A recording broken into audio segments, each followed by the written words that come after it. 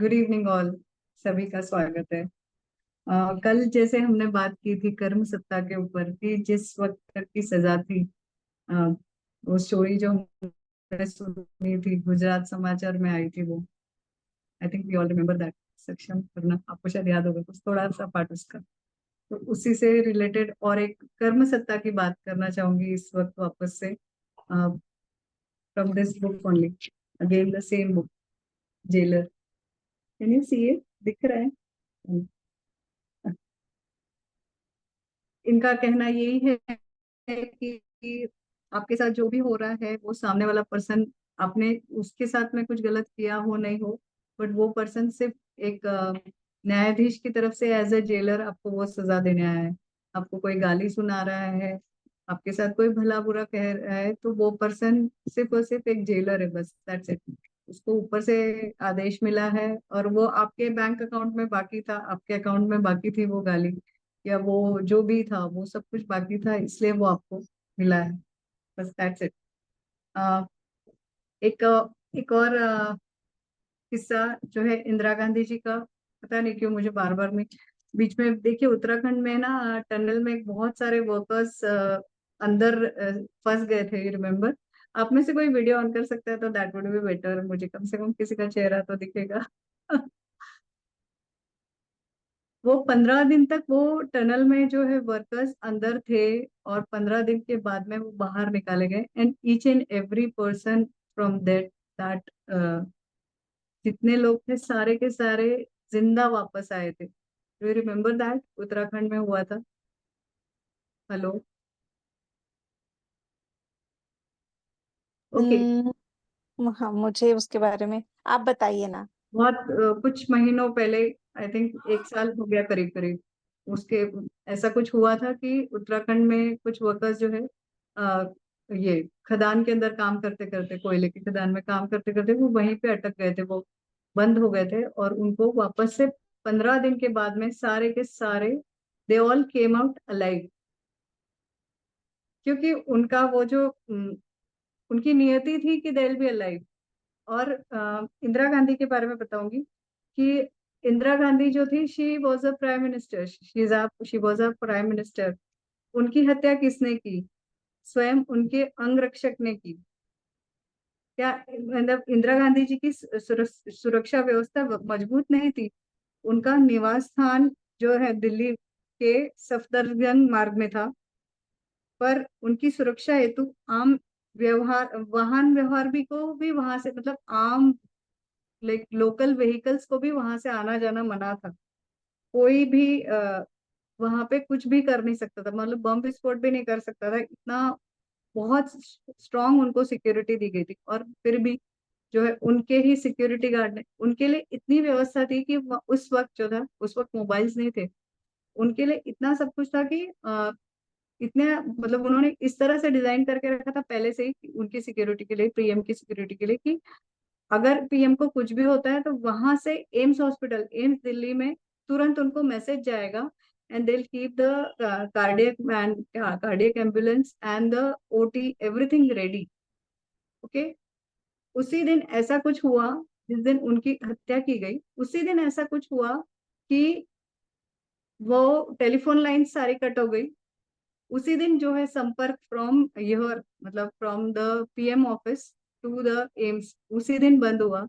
और उनको जब गोलियां दागी गई तो वो वहां पहुंचना, यहाँ से वहां पहुंचने के लिए भी उनको देर लगी, और वहां पहुंचना तब तक she was like declared dead. और अ, जबकि उनके लिए इतनी सारी सिक्योरिटी की व्यवस्था थी कि लाइक कुछ भी हो उनके लिए, सेफ्टी जैकेट्स वगैरह सारे, सब कुछ अरेंज था, उनकी कार जो थी वो सब उस हिसाब से थी कि उनको कुछ भी नहीं हो, because she was a prime minister.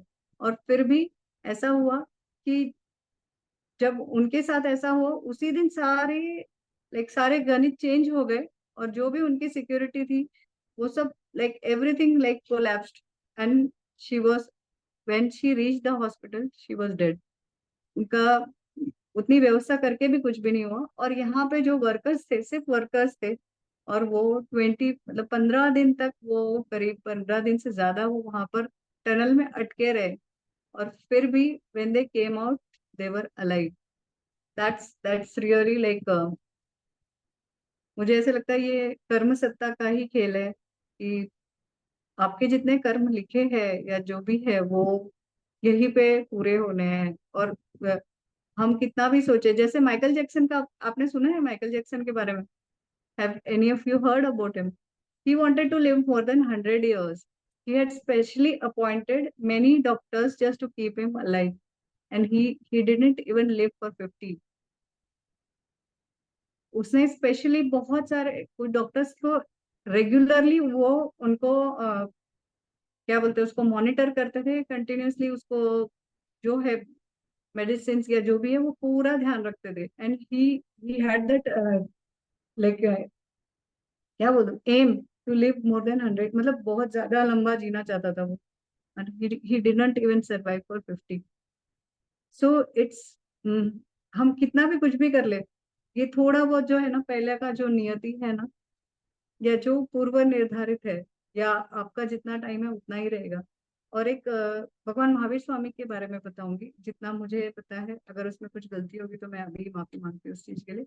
जब उनका समय अंत नजदीक आ रहा था ना, तो एक दूसरे भगवान जो है धरती पर आके उन्होंने बोला आप एक काम कीजिए, अपना जो है ना अंतिम समय थोड़ा और एक्सटेंड कर दीजिए। अगर आप एक्सटेंड कर दोगे ना तो ये जो आपके जाने के बाद तुरंत जो दुष्काल या कुछ आने वाला है ना वो टल जाएगा।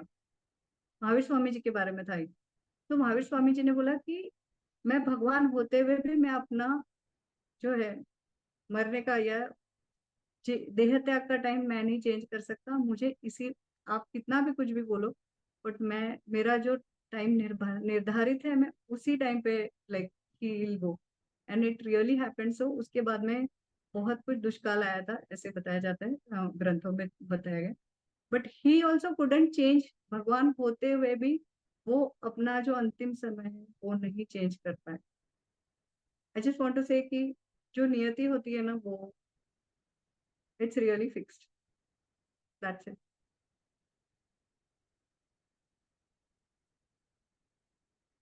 Over to you Taruna. Hello.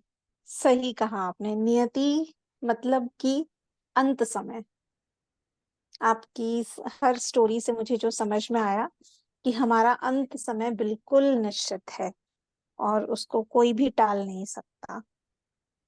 जो जितने भी चाहे बड़े पुरुष हुए, महापुरुष हुए, व्यक्ति हुए, जितना हमें सांसें दी गई हैं उतनी हमें जीना ही है। उसके साथ साथ ये तो ईश्वर ने 100% अपने हाथ में रखा है, पर उन्होंने जो दिया है हमको वो है कर्म। तो मैं आपको इनवाइट करूंगी ये सोचने के लिए कि हम जो है हमारे हाथ में हमारा कर्म, हम उसको कितना कर रहे हैं, कितना सही तरीके से कर रहे हैं। क्योंकि जो हम आज बीज बो रहे हैं उसका वृक्ष कल तैयार होगा और फल मिलेगा हमको, वो हमारी नियति बनेगी। Isn't it?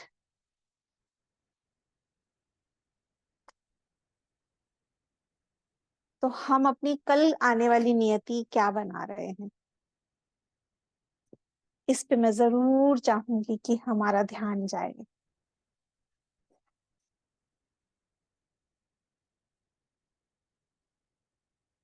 क्योंकि दोनों साथ साथ चलते हैं, जन्म और मृत्यु, इसके बीच में है कर्म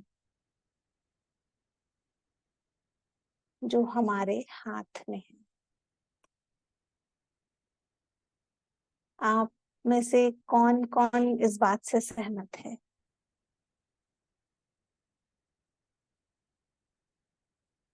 स्वाति जी, सक्षम, आपको क्या लगता है?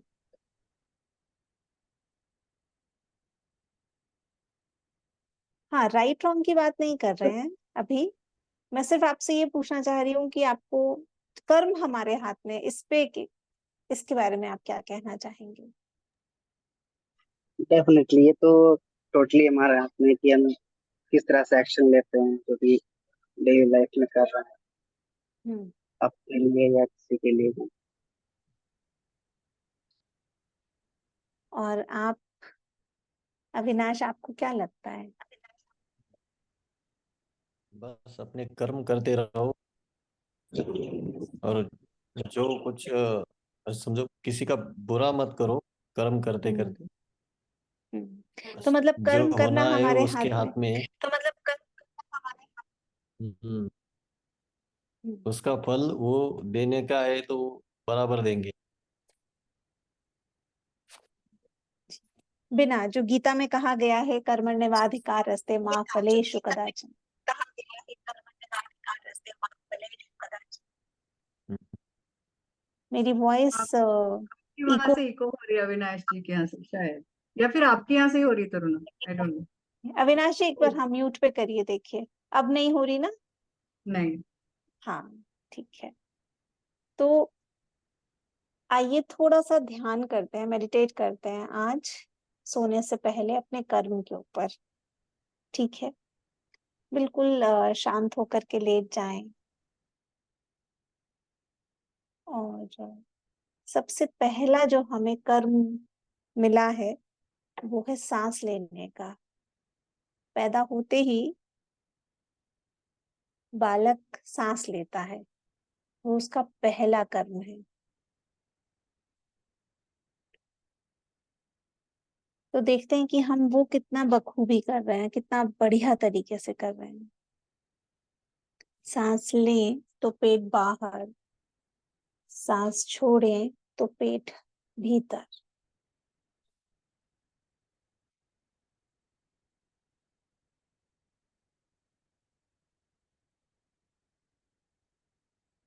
सांस लें और सांस छोड़ें।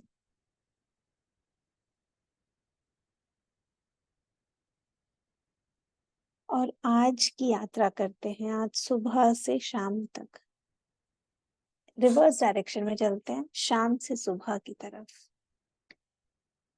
बिल्कुल आप इस यहाँ सुकून में ज्वाइन करने से पहले देखिए कि आपने क्या कर्म किया था।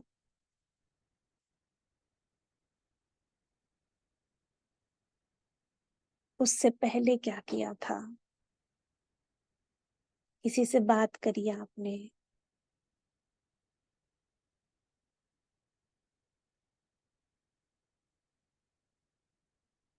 किसी इमोशन को महसूस करा? सुख, दुख, गुस्सा, कुछ डर? क्या इमोशंस रहे? क्या बातचीत हुई? अगर एक बैलेंस शीट तैयार करें तो आप उस अपने हर कर्म को किस भाग में रखेंगे, लाभ में या हानि में?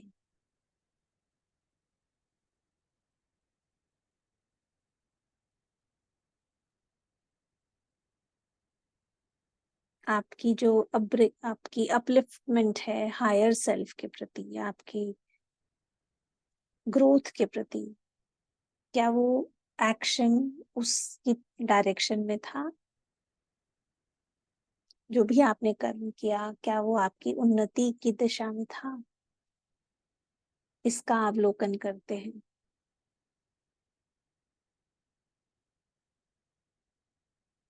और पीछे जाइए, आज ही के दिन में आपने भोजन करा, परिवार में साथ में शायद आप बैठे होंगे, आज संडे का दिन, छुट्टी। हो सकता है कि आपने कुछ एंटरटेनमेंट, टीवी देखा हो, मोबाइल पे किसी से बात करी हो। उसको किसी कैटेगरी में रखेंगे आप, लाभ या हानि?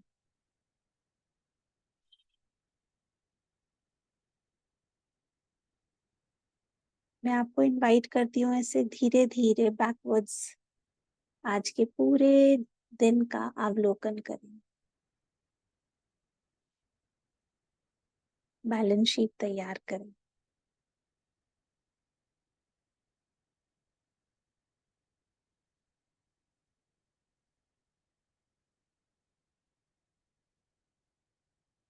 क्या आपने कोई काम ऐसा किया जिससे किसी के दिल दुखा हो?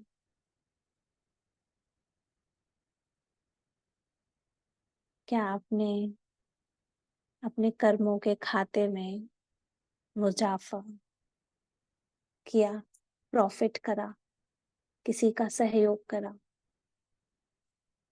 किसी को अप्रिशिएट करा?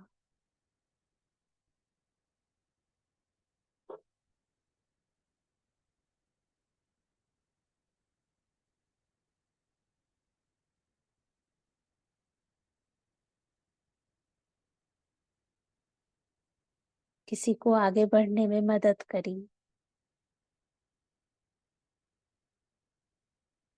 प्रेम के 2 बोल बोले?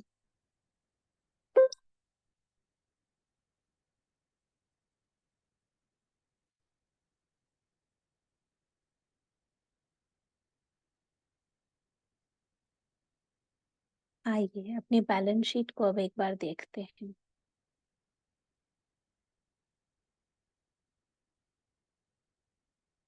कौन सा पड़ला भारी है?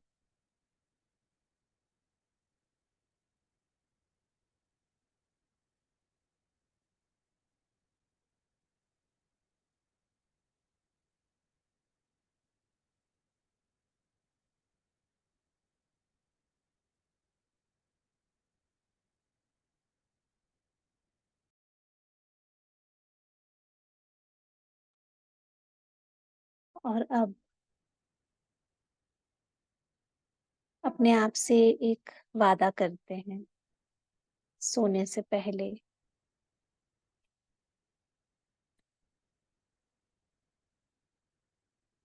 कि जो कुछ भी मेरी बैलेंस शीट है आज की, उसमें कुछ बढ़ोतरी होगी लाभ के स्थान पर मेरे कल के दिन में। मैं और क्या बेहतर कर सकता था, कर सकती थी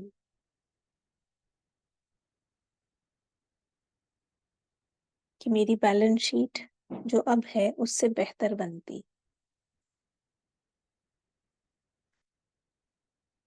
आइए इसके ऊपर थोड़ा सा मनन करते करते हम आज निद्रा देवी की गोद में आराम से सो जाएंगे और कल आने वाला कल आज से कुछ और बेहतर हो, बैलेंस शीट कुछ और बेहतर हो, इसकी कामना करते हुए सोते हैं। आप सभी को शुभ रात्रि। धन्यवाद।